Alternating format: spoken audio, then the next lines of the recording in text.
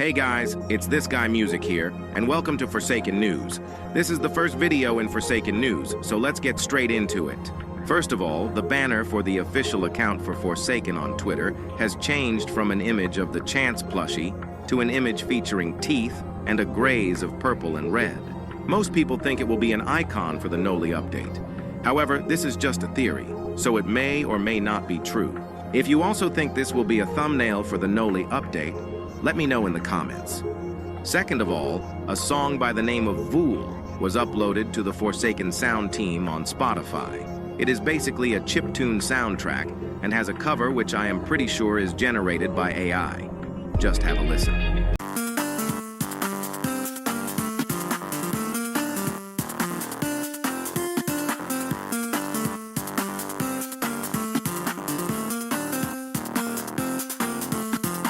Hitoko posted about this to his Twitter account, and he confirmed that the Forsaken Sound team were not the people behind this soundtrack. The reason why the soundtrack was uploaded to the Forsaken Sound team is because of how DistroKid allows you to distribute music to Spotify and other streaming services.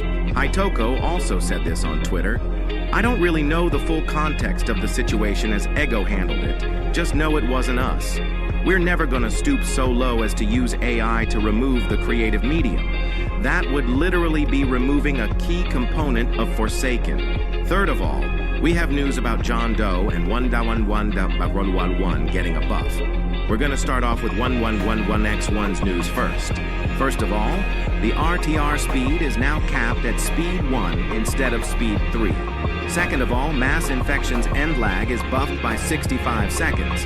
Third of all, entanglement's end lag is buffed by 25 seconds. And fourth of all, entanglement stun is capped at 2.5 seconds instead of 30 seconds. Fifth of all, unstabilized speed and blindness duration decreased from 6.5 seconds to 5 seconds.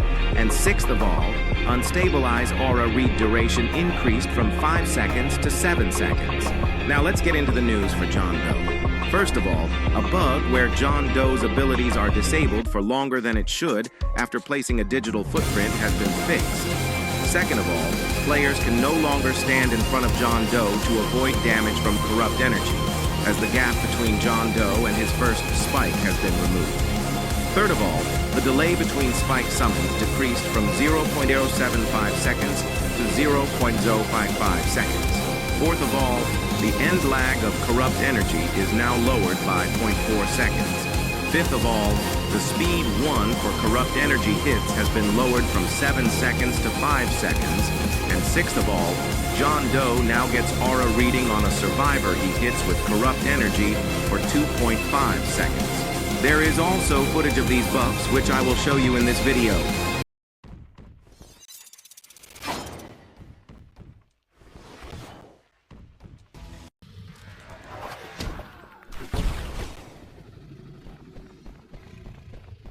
Moving on to survivor buffs, Builderman and Taft's structures are now highlighted to survivors while they are alive. If they get destroyed, the highlights will no longer be visible.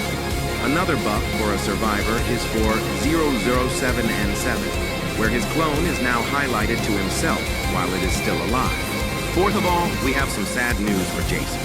If you don't know, Jason originates from Friday the 13th, a horror movie involving Jason.